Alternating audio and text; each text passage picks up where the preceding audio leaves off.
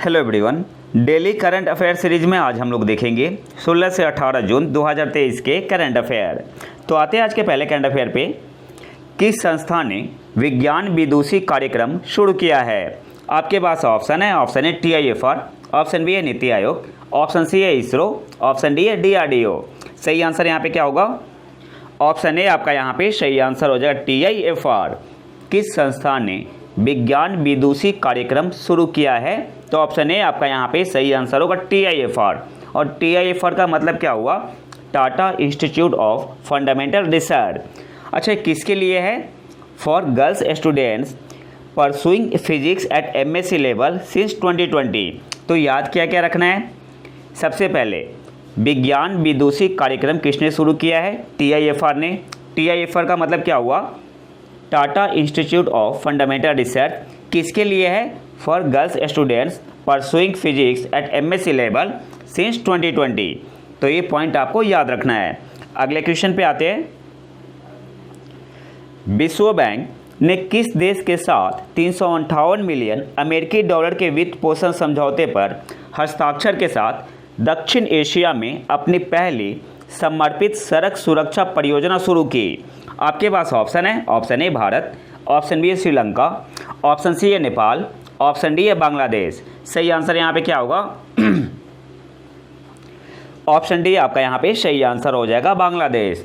विश्व बैंक ने किस देश के साथ 358 मिलियन अमेरिकी डॉलर के वित्त पोषण समझौते पर हस्ताक्षर के साथ दक्षिण एशिया में अपनी पहली समर्पित सड़क सुरक्षा परियोजना शुरू की?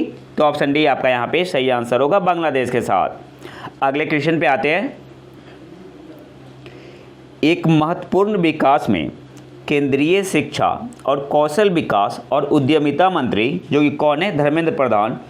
इन्होंने नई दिल्ली से किस देश की पहली एग्री SEZ परियोजना को हरी झंडी दिखाई? आपके पास ऑप्शन है। Option A Nigeria, option B है जिम्बाब्वे, ऑप्शन सी है गैबॉन, ऑप्शन डी है इनमें से कोई भी नहीं। सही आंसर क्या होगा? ऑप्शन सी आपका यहाँ पे सही आंसर हो जाएगा गैबॉन। एक महत्वपूर्ण विकास में केंद्रीय शिक्षा और कौशल विकास और उद्यमिता मंत्री ने नई दिल्ली से किस देश की पहली एग्री SEZ परियोजना को हरी झंडी दिखाई? तो ऑप्शन सी आपका यहाँ पे सही आंसर होगा गैबॉन। और इसके अलावा आपको याद क्या रखना है?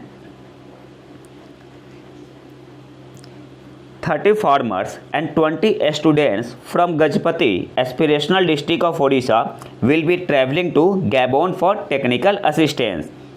तो 30 फार्मर जाएंगे और 20 स्टूडेंट्स जाएंगे। कहाँ से? Gajapati aspirational district of Orissa as a technical assistance. अगले क्वेश्चन पे आते हैं। भारत किस वर्ष कोच्चि में IIAS international institute of administrative science वार्षिक सम्मेलन की मेजबानी करेगा? आपके पास ऑप्शन है। ऑप्शन है 2024, ऑप्शन बी है 2025, ऑप्शन सी है 2026, ऑप्शन डी है 2027। इंपॉर्टेंट क्वेश्चन है। तो सही आंसर क्या होगा? ऑप्शन बी आपका यहाँ पे सही आंसर हो जाएगा 2025। भारत किस वर्ष कोच्चि में international institute of administrative science वार्षिक सम्मेलन की मेजबानी करेगा? तो ऑप्शन बी आपका यहाँ पे सही आंसर होगा 2025। इसके अलावा और क्या याद रखना है आपको? IIAS एस्टैब्लिश कब हुआ था? 1930 में। इसका हेडक्वार्टर कहाँ पे है? ब्रुसेल्स, बेल्जियम में। और थीम क्या होगी? थीम भी पूछ सकता है एग्जाम में। तो थीम होगी generation administrative reforms empowering citizen and reaching the last mile. Theme क्या होगी? Generation administrative reforms empowering citizen and reaching the last mile. तो थीम भी पूछ सकता है एग्जाम में। थीम को भी आपको याद रखना है। अगले क्वेश्चन पे आते हैं। शोधकर्ताओं ने किस ग्रह के चंद्रमा एन्सेलाडस से निकलने वाले बर्फीली कणों में फॉस्फोरस की उपस्थिति की खोज की है? सही आंसर क्या होगा? आपके पास ऑप्शन है। ऑप्शन ए सैटर्न शनि ग्रह, ऑप्शन बी है जुपिटर बृहस्पति, ऑप्शन सी है मार्स मंगल ग्रह, ऑप्शन डी है वीनस शुक्र ग्रह। सही आंसर क्या होगा? ऑप्शन ए आपका यहाँ पे सही आंसर हो जाएगा सैटर्न शनि ग्रह। शोधकर्ताओं ने किस ग्रह के चंद्रमा एन्सेलाडस से निकलने वाले बर्फीले कणों में फॉस्फोरस की उपस्थिति की खोज की है? तो ऑप्शन ए आपका यहाँ पे सही आंसर होगा सैटर्न शनि ग्रह। अगले क्वेश्चन पे आते हैं। शोधकर्ताओं ने मस्तिष्क के उस क्षेत्र का पता लगाया है जिसका उपयोग पक्षी लंबी दूरी की यात्रा करने के लिए पृथ्वी के चुंबकीय क्षेत्र का पता लगाने और संसाधित करने के लिए करते हैं। उस क्षेत्र को क्या कहा जाता है? आपके पास ऑप्शन है। Option A cluster N, option B है क्लस्टर जेड, ऑप्शन सी है क्लस्टर पी, ऑप्शन डी है क्लस्टर एस। सही आंसर क्या होगा? ऑप्शन ए आपका यहाँ पे सही आंसर हो जाएगा, क्लस्टर एन। शोधकर्ताओं ने मस्तिष्क के उस क्षेत्र का पता लगाया है जिसका उपयोग पक्षी लंबी दूरी की यात्रा करने के लिए पृथ्वी के चुंबकीय क्षेत्र का पता लगाने और संसाधित करने के लिए करते हैं। उस क्षेत्र को क्या कहते हैं? तो ऑप्शन ए आपका यहाँ पे सही आंसर होगा, क्लस्टर एन। अगले क्वेश्चन पे आते हैं। पवन ऊर्जा अपनाने में कौन से 3 राज्य शीर्ष पर है? आपके पास ऑप्शन है। ऑप्शन ए राजस्थान, गुजरात और बिहार, ऑप्शन बी है असम, गुजरात और बिहार, ऑप्शन सी है असम, गुजरात और तेलंगाना, ऑप्शन डी है राजस्थान, गुजरात और तमिलनाडु। सही आंसर यहाँ पे क्या होगा? ऑप्शन डी आपका यहाँ पे सही आंसर हो जाएगा, राजस्थान, गुजरात और तमिलनाडु। और ग्लोबल विंड डे कब मनाया गया? 15 जून को। और इसकी थीम क्या थी? जो इवेंट ऑर्गेनाइज हुआ था इसकी थीम क्या थी? पवन ऊर्जा powering the future of India. पवन ऊर्जा powering the future of India. और इसके अलावा आपको याद रखना है, इंडिया का कब तक का टारगेट है 500 gigawatt renewable energy capacity achieve करने का? तो 2030 तक। याद क्या क्या रखना है आपको यहाँ पे? विंड एनर्जी, पवन ऊर्जा अपनाने में कौन से 3 राज्य शीर्ष पर है? तो ऑप्शन डी आपका यहाँ पे सही आंसर होगा, राजस्थान, गुजरात और तमिलनाडु। ग्लोबल विंड डे कब मनाया गया? 15 जून को। इसके अलावा जो इवेंट हुआ था इसकी थीम क्या थी? पवन ऊर्जा powering the future of India.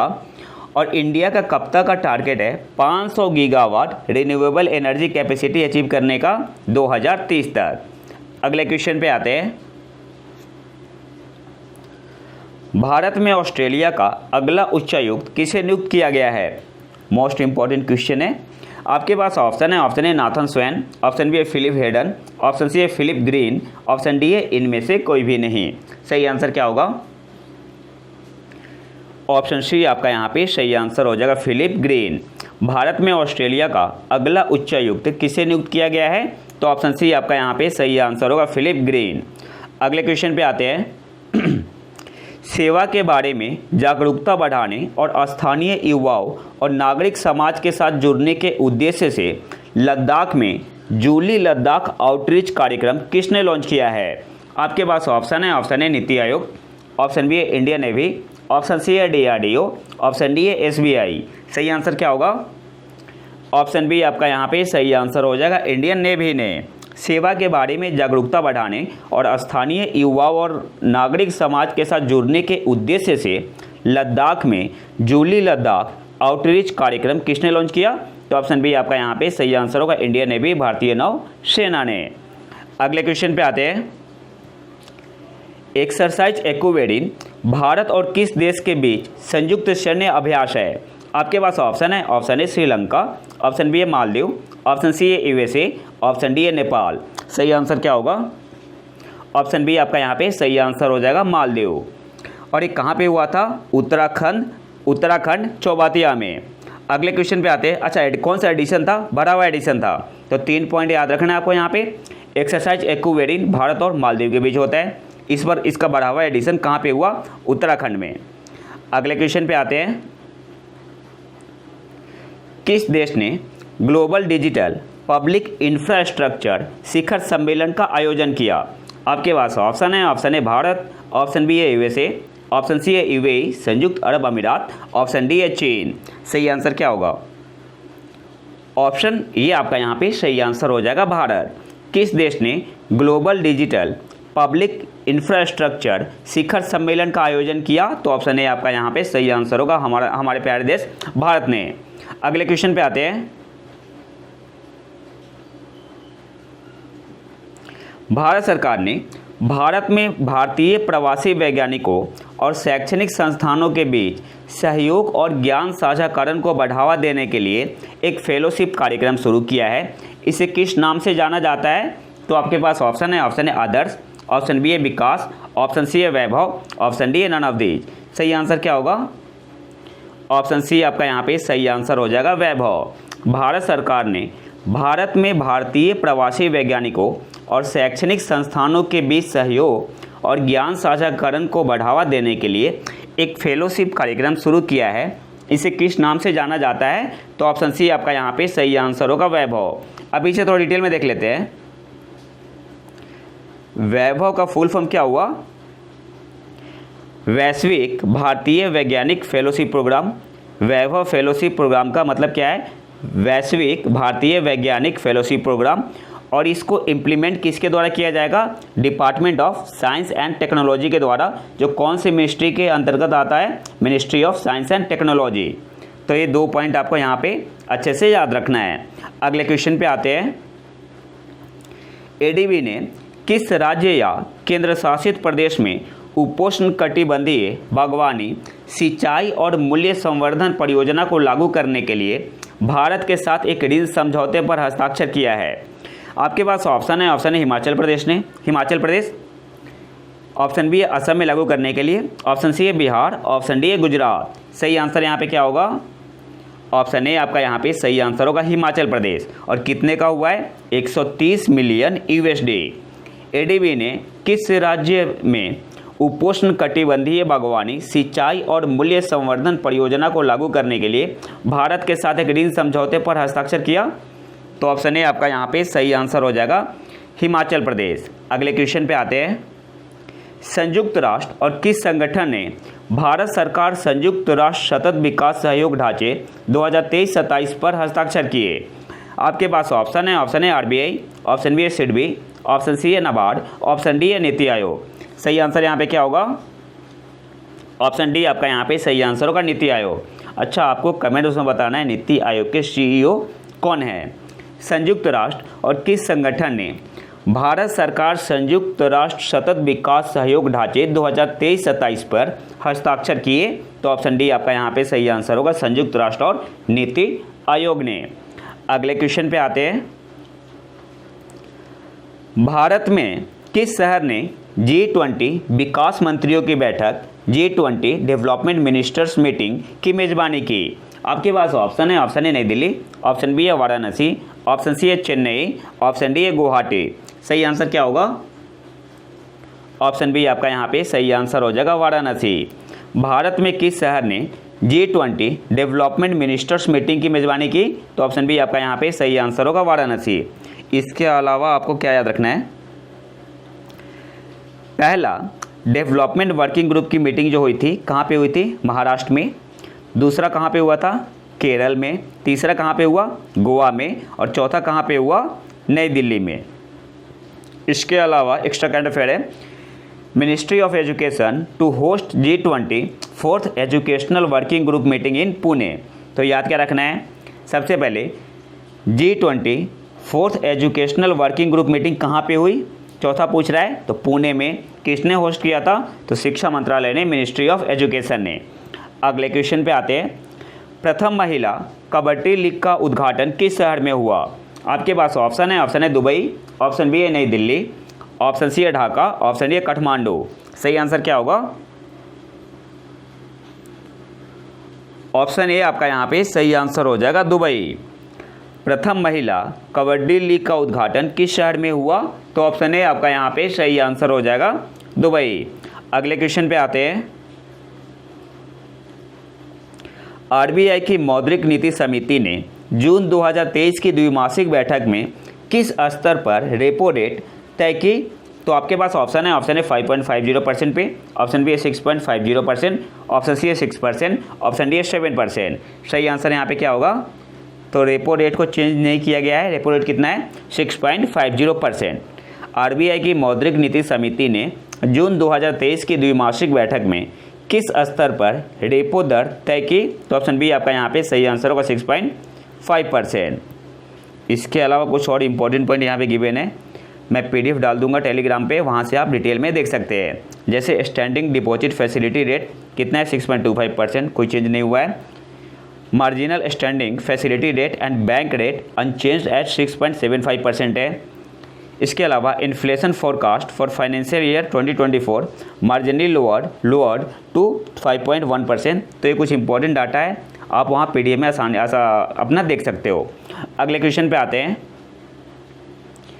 केंद्रीय भारी उद्योग मंत्री ने हाल ही में अभूतपूर्व दुग्ध संकलन साथी मोबाइल ऐप लॉन्च किया। इसे किसके द्वारा डेवलप किया गया है? आपके पास ऑप्शन है TCS, ऑप्शन बी है नाबार्ड, ऑप्शन सी है RDIL, ऑप्शन डी है नन ऑफ दीज। सही आंसर क्या होगा? ऑप्शन सी आपका यहाँ पे सही आंसर हो जाएगा RDIL। और RDIL का मतलब क्या हुआ? Rajasthan electronics and instruments limited, जो कि कहाँ पे है? जयपुर में। केंद्रीय भारी उद्योग मंत्री ने हाल ही में दुग्ध संकलन साथी मोबाइल ऐप लॉन्च किया। इसे किसके द्वारा विकसित किया गया है? तो ऑप्शन सी आपका यहाँ पे सही आंसर होगा RDIL, जयपुर के द्वारा।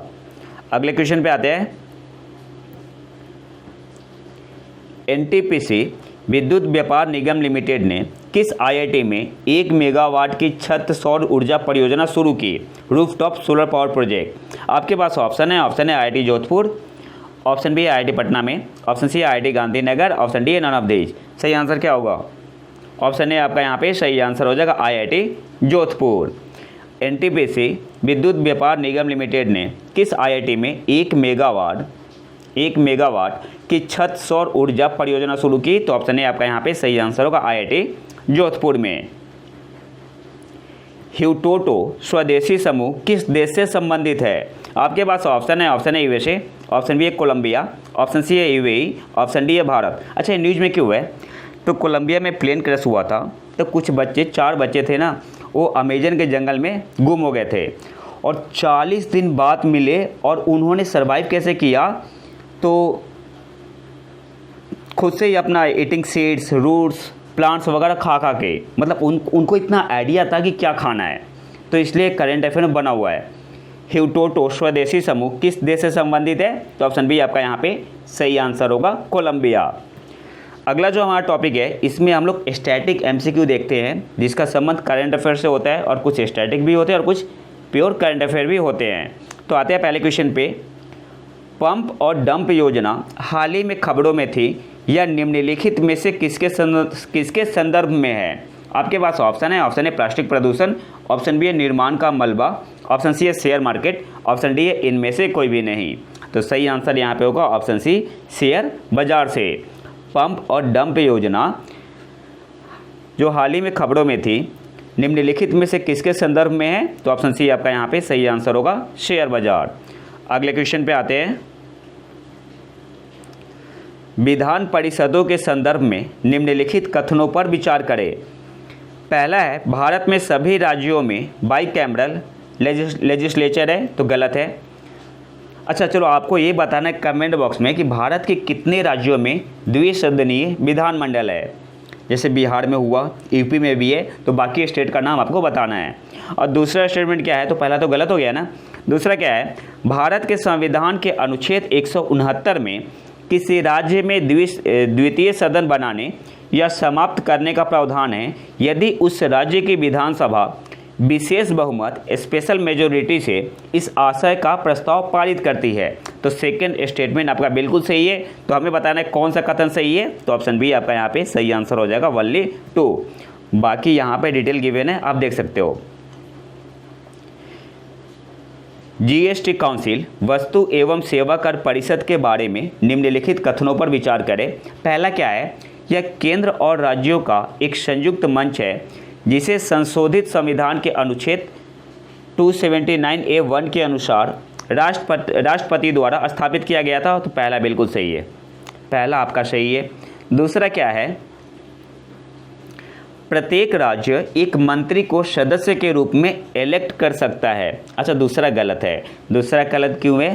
क्योंकि यहाँ पे इलेक्ट ना होगा, नॉमिनेट कर सकता है। ठीक है, नॉमिनेट कर सकता है, ना कि इलेक्ट। तीसरा क्या है? यह जीएसटी से संबंधित महत्वपूर्ण मुद्दों पर संघ और राज्यों को सिफारिशें देता है। तो तीसरा भी आपका सही है। गलत कौन सा? सेकंड है। सेकंड यहाँ पे इलेक्ट नहीं होता, नॉमिनेट होगा।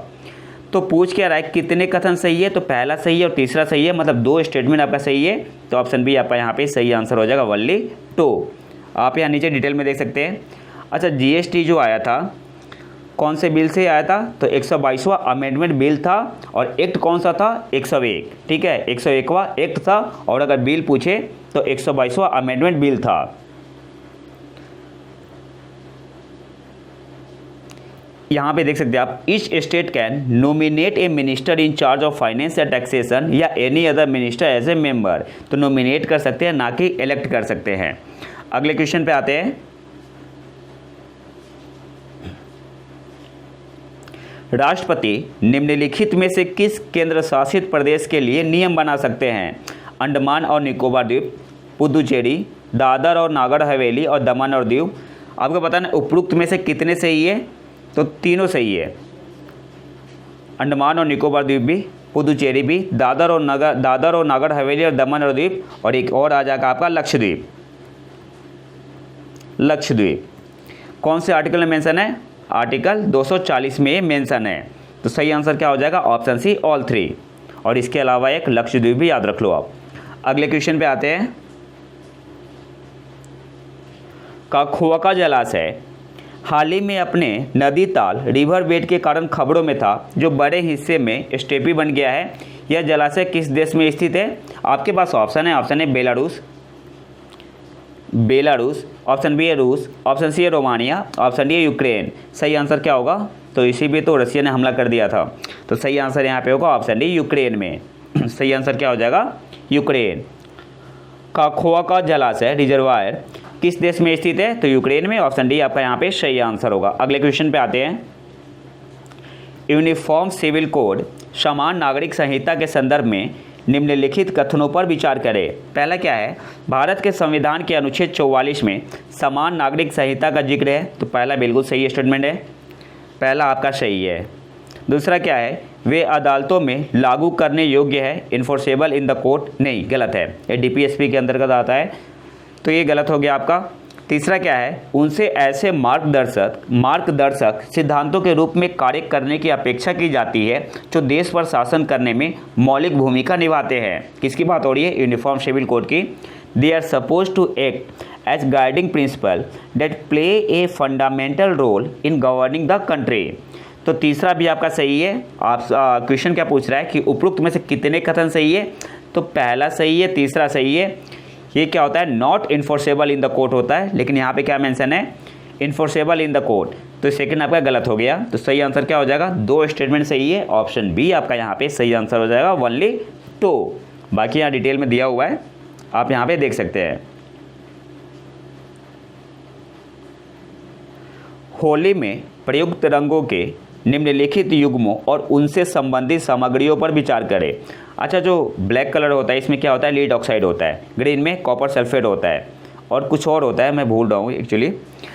सिल्वर में क्या होता है? एल्युमिनियम ब्रोमाइड होता है, और रेड में क्या होता है? मर्क्यूरी सल्फेट होता है। तो ये आपका आप पूछ क्या रहा है? ऊपर दिए गए युग्मों में से कौन सा सही सुमेलित है? तो सही आंसर क्या होगा? देखो पहला भी सही है। ब्लैक में क्या होता है? लीड ऑक्साइड होता है, ब्लैक में आपका लीड ऑक्साइड होता है। ग्रीन में कॉपर सल्फेट होता है।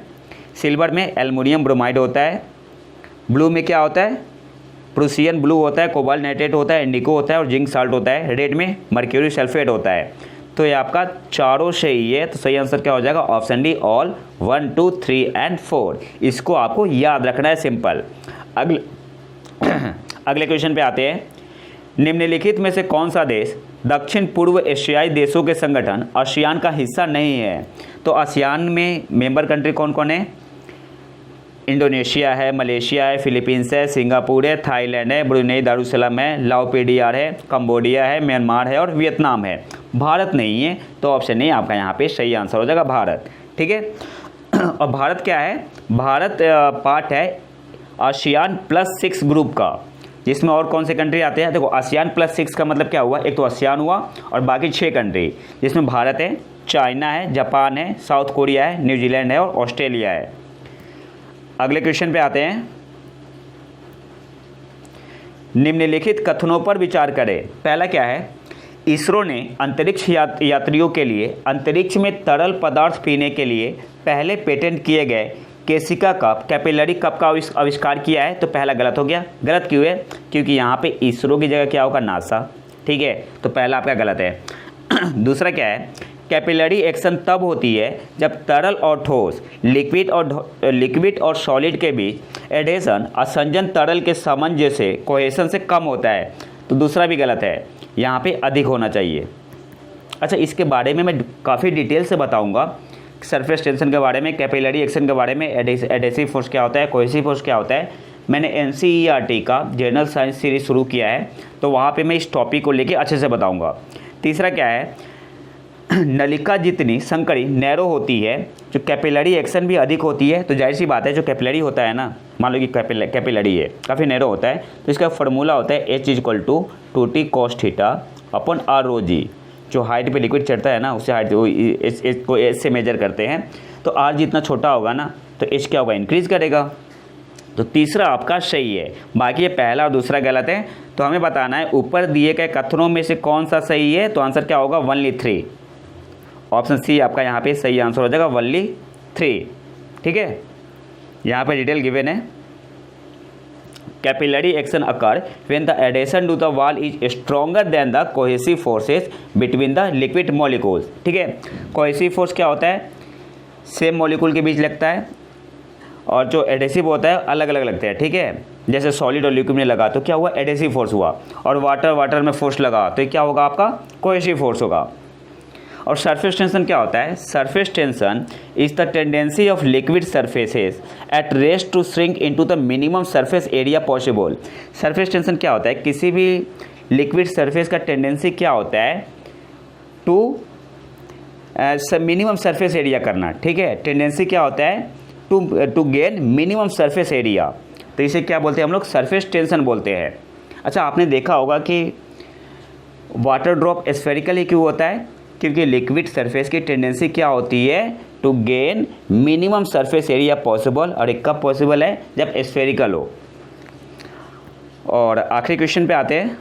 बाकी इसके बारे में मैं डिटेल से बताऊंगा, सरफेस टेंशन के बारे में, कि सरफेस टेंशन क्या होता है, एडेसिव फोर्स क्या होता है, कोहेसिव फोर्स क्या होता है, कैसे मेनिस्कस बनता है। और आज के आखिरी क्वेश्चन पे आते हैं। दशक 2022-2031 के लिए दोहा एक्शन प्रोग्राम हाल ही में अपनाया गया, इसका उद्देश्य क्या है। तो यहाँ पे मैं सीधे आंसर बता रहा हूँ, ऑप्शन बी आपका यहाँ पे सही आंसर होगा। अल्प विकसित देशों को सतत विकास लक्ष्यों को प्राप्त करने में मदद करना। दशक 2022-2031 के लिए दोहा एक्शन प्रोग्राम हाल ही में अपनाया गया, इसका ऑब्जेक्टिव क्या है, उद्देश्य क्या है। तो ऑप्शन बी आपका यहाँ पे सही आंसर होगा, अल्प विकसित देशों को सतत विकास लक्ष्यों को प्राप्त करने में मदद करना। तो ये तो था हमारा आज का लेक्चर। अच्छा, इसे अडॉप्ट कहाँ किया गया था, तो 5वां जो यूनाइटेड नेशनल कॉन्फ्रेंस हुआ था, इसमें इसे अडॉप्ट किया गया था। तो ये तो था हमारा आज का लेक्चर। अगर आपको इसका PDF चाहिए तो आप हमारे टेलीग्राम चैनल प्रतीक IQ को ज्वाइन कर सकते हैं, और वहाँ पे करंट अफेयर का क्विज लगा सकते हैं, और बाकी सारे इंपॉर्टेंट PDF भी मिल जाएंगे। तो अगर वीडियो पसंद है तो लाइक करें और चैनल को सब्सक्राइब जरूर कर लें। मिलते हैं नए वीडियो में नए टॉपिक के साथ, तब तक के लिए नमस्कार, जय हिंद।